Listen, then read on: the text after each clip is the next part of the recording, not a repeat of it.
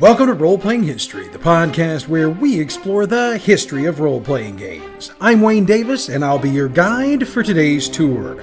Episode 89, HoL and Black Dog Game Factory.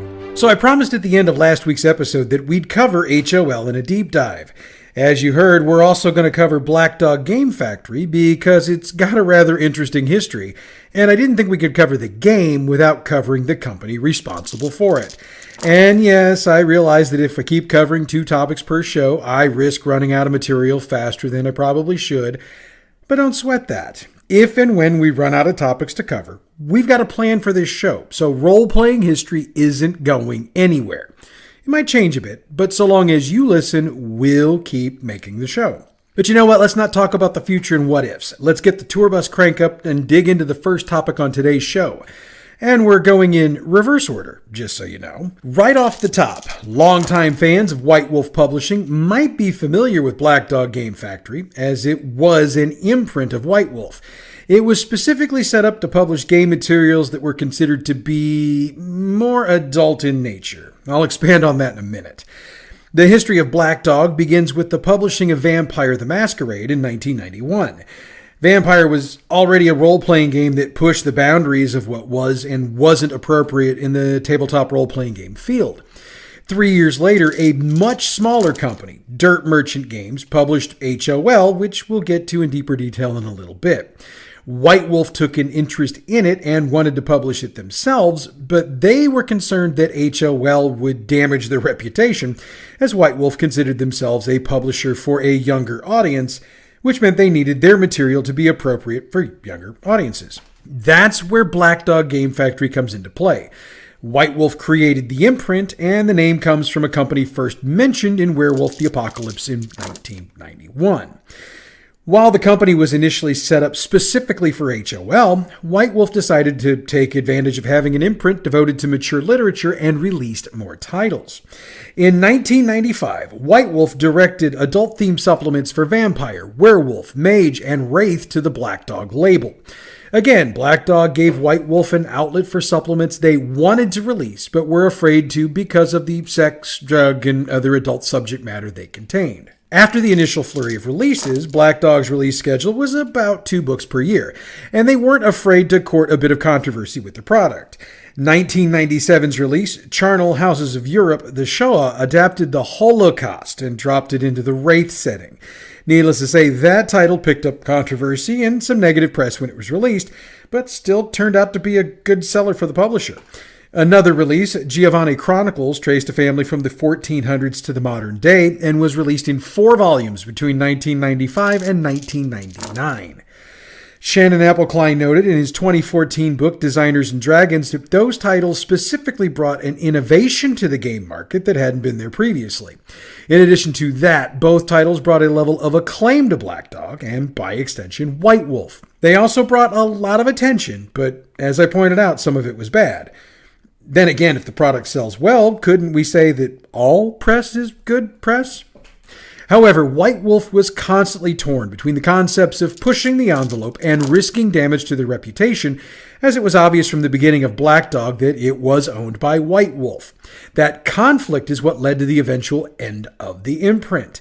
Appelcline gave his thoughts on that in his book. Quote, "Despite that critical acclaim, Black Dog's smaller audience and the chance that it could still damage the reputation of White Wolf with its more intense and grittier subject matter eventually spelled the end for the imprint. Black Dog was another attempt to break new ground in the late 90s that ultimately went nowhere." End quote. The final release from Black Dog was Hunter Book Wayward, released on January 28, 2002. It should be noted that not all of the releases under the Black Dog imprint had sexual themes. Some of them had strong violence or evil, like the aforementioned Wayward. Others, like Cainite Heresy, published for Vampire the Dark Ages in February of 1999, had strong religious themes that crossed the line into mature territory. And as I mentioned earlier, Charnel House of Europe embraced the controversial subject of the Holocaust. As a final note, Every release from Black Dog, other than HoL, was tied into a product from the World of Darkness.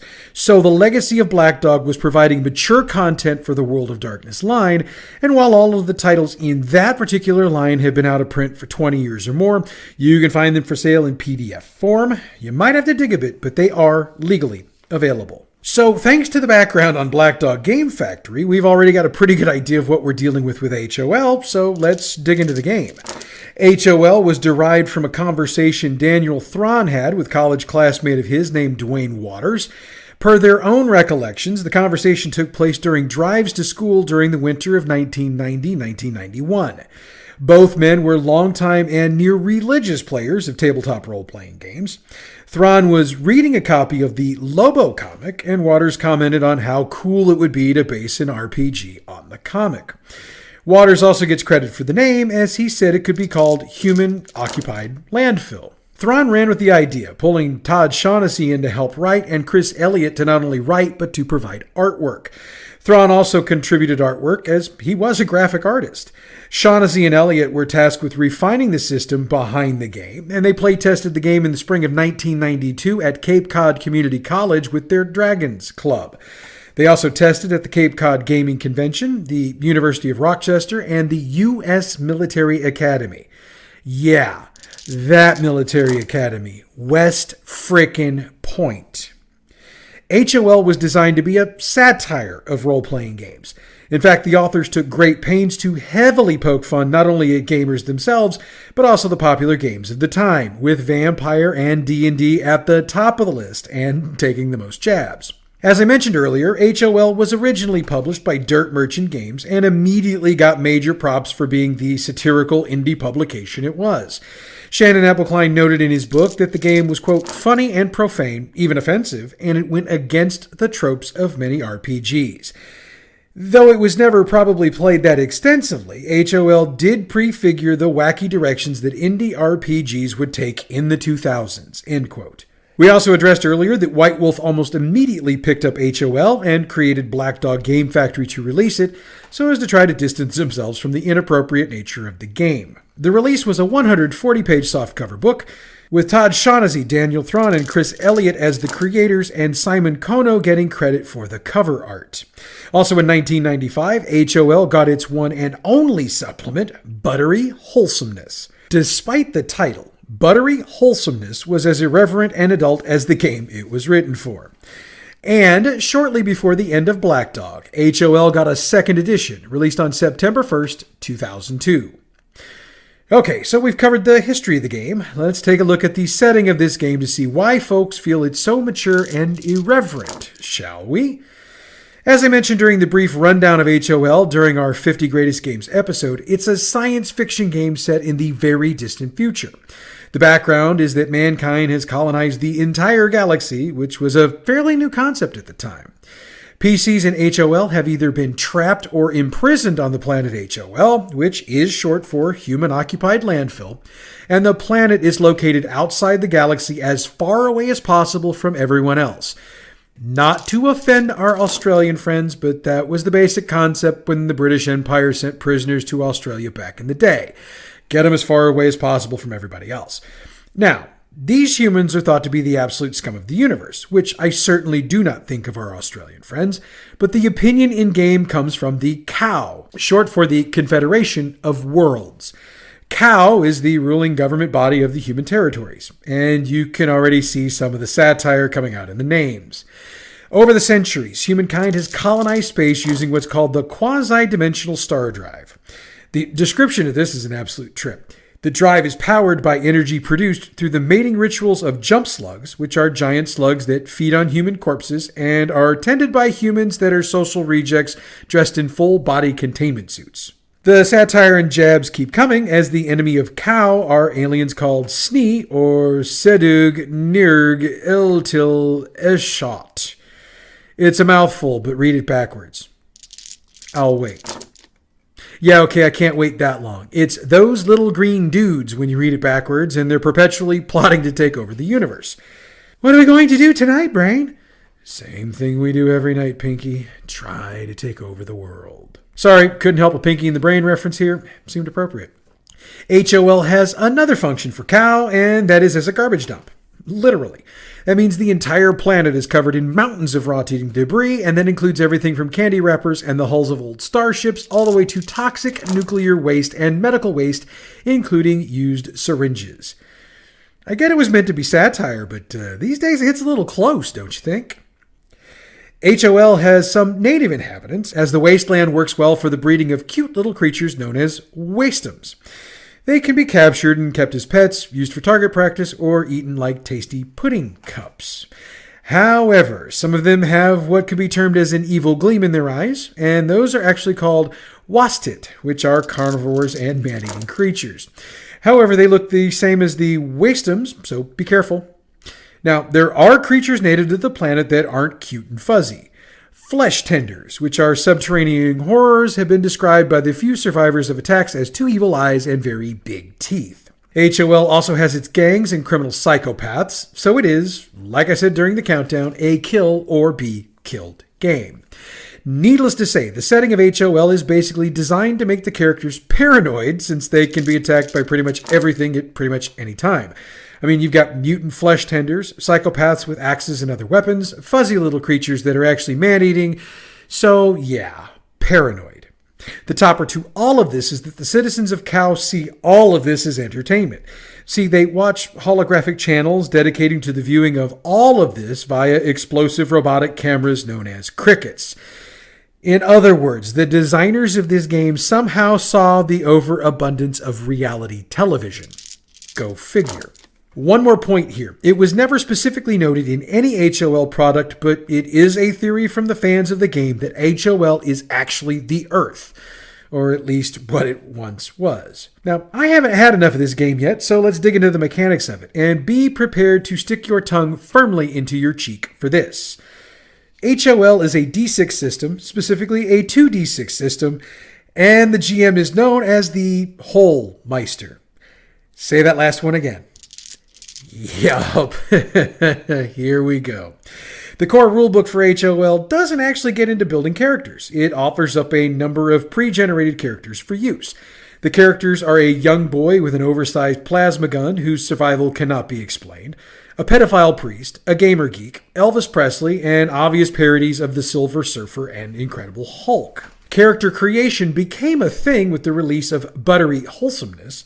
Players pick a totem, and the totem lists out the basic character personality.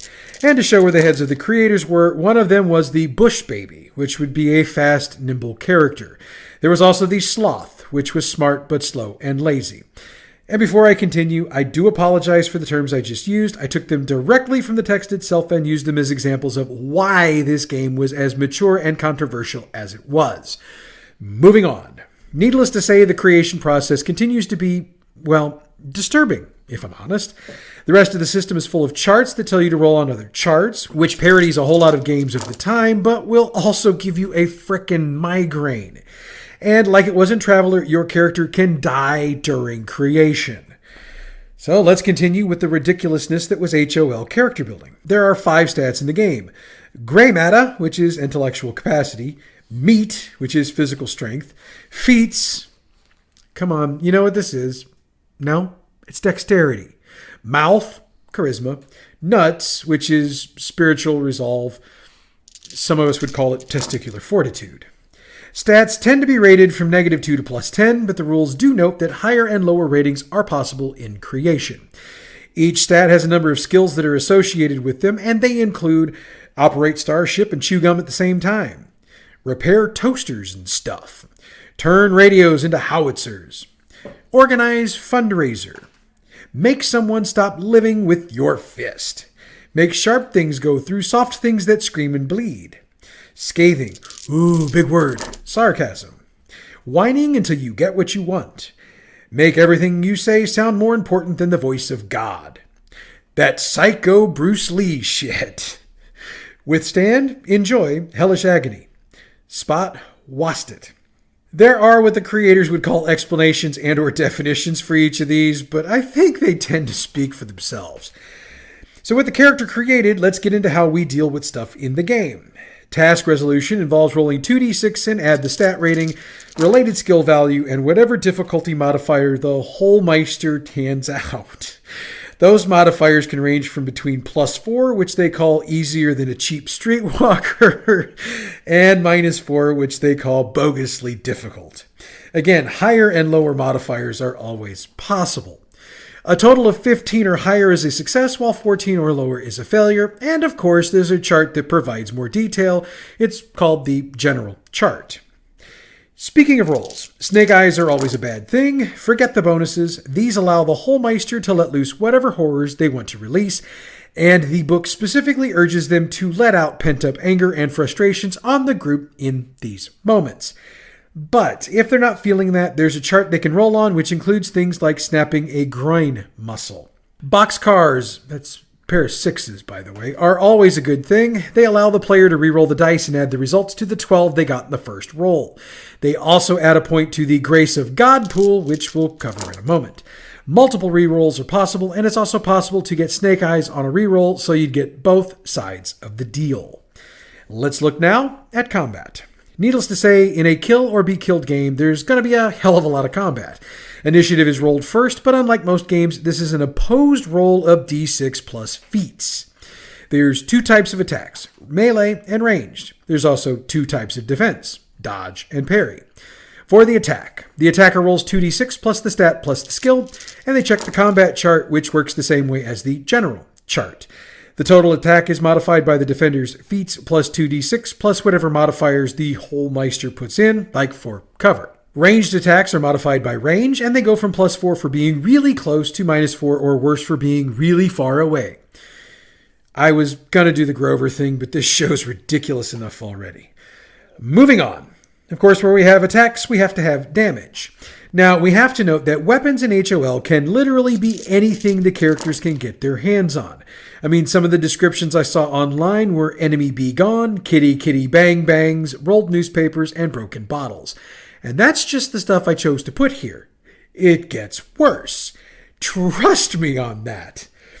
Every weapon has an anguish value and a damage number. Anguish values range from 1, which is termed a staple in the finger, to 20, which is called unprotected re-entry into the atmosphere.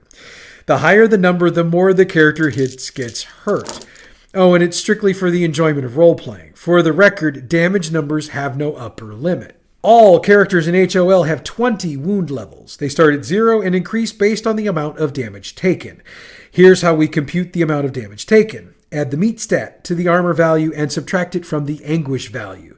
Then find that number on the damage multiplier chart, roll a d6, and determine the intensity of the multiplier of the weapon's damage number. The damage number is then multiplied that many times and added to the character's current wound level.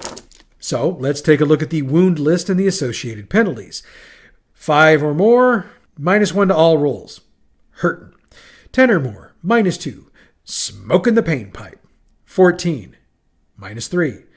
Need a doctor. 15, -4. Feasting with agony. 16, -5. Feeling imminent doom. 17 or more, unconscious. 20 or more, the big dirt nap. There's one more thing I wanted to cover under the mechanics, and that's the rewards characters can get. First off, the rules specifically state that survival is all the reward that characters need. However, if you've got a benevolent Holmeister, they can reward Prick-Udos. Yes, P-R-I-C-K, capitalized, U-D-O-S. Let's just move on. Those allow a player to raise a skill point by 1 or add another first level skill. There's also Big Prick-Udos, which raises stat by 1. And I said I'd get into the Grace of God pool, so let's cover it. Each character gets a random number of points in their pool at creation, though they don't know how many they've got. The Holmeister rolls them up but doesn't tell the player. When the character finds themselves in what's called the most dire of peril, the player can call out, "Praise Jesus," and spend a point. This allows them to be saved from the predicament, and usually in the most absurd ways possible. Think of a bee stopping a nuclear bomb from hitting the character and detonating. Now, since the player has no idea how many points they have, this will eventually cause another issue. If they have no points left, they get what's called a Wrath of God point. They can still be saved, but they'll eventually get the Wrath of God dropped on them. It can be used immediately after the character is saved, so the character can be saved from the bomb only to be stung by the bee and an entire colony of its friends. Or some other ridiculous shit, since the HoLmeister is encouraged to be a frickin' prick about this. Oh, and in all things, the HoLmeister is encouraged to cheat. Whenever they want. Period. Time for reviews. Derek Piercy reviewed HoL for the November 1994 issue of Pyramid. He recommended it and said, quote, "Enter HoL. You won't be sorry." End quote. Even the friggin' reviewers are getting into this. Lester Smith did a review for the May 1995 issue of Dragon. He said it's, quote, "a shockingly, breathtakingly hilarious read," end quote. He liked it, adding, quote, "the designers poke merciless fun at gamers, the hobby in general, related hobbies, other games, corporate America, and even themselves," end quote. He also said, quote, "I hardly think the game's the point," end quote, referencing the irreverent humor within the book itself. He also said that while it was a funny read, you could play it as a game, quote, "if you're lunatic enough," end quote. I mentioned it came in at 39 in the Arcane 50 Most Popular Role-Playing Game poll. Paul Pettengale said the following, quote, "People often buy game books purely to read, but with HoL, that's pretty much the point, although there is supposed to be a rule system in there," end quote. I think this is a pretty good point to bring today's tour to a close. Next week, we're trying to get serious again. We'll cover the game Feng Shui and its creator, Robin Laws. In the meanwhile, please check out our other podcast, Bad GM's Campaign Build Along. This week, we resolved the cliffhanger part of the build from last week and continue the group's vengeance ride. Bad GM's Campaign Build Along is available wherever you get your podcasts or on our website, badgmproductions.net. The music we use for this show comes from Pixabay.com. Check them out for the license-free, royalty-free music you'll need for your next project. Role-Playing History is a production of Bad GM Productions. Check us out on Facebook at facebook.com/gaming/badgmprod. On Twitter, it's badgmp. YouTube and Tumblr, Bad GM Productions. Email badgmproductions@gmail.com. And online, it's badgmproductions.net. Next week, it's Feng Shui and Robin Laws. But like I said, that's next week. Until then, I'm Wayne Davis, and your Role-Playing History.